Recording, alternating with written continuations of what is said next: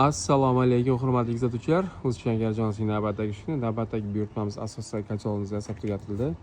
Quyidagi ko'mirda uzoq yonuvchi kacholimiz Qashqadaryo viloyati Qarshi tumani Akrish qishlog'idan kelib tushgan buyurtma asosida yasab taqdim qilinmoqda. Kacholimizni pasport danliylari bo'yicha quvvati 6 sotix teplitsan isitish quvvatiga, ya'ni 60 kilovat quvvatga ega holatda yasab taqdim qilindi.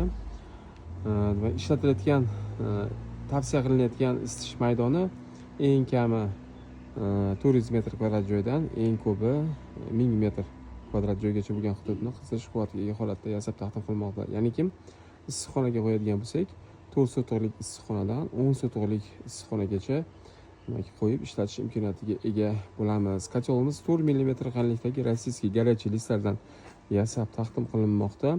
Kacholimizning vazni o'rtacha 600 kilogramni tashkil qiladi. Kacholni o'ziga qabul qilayotgan suv sig'imi 300 litr suv sig'imiga ega holatda yasab olingan. Kacholni ko'mirxona sig'imi litr hisobida 260 litrni tashkil qiladi.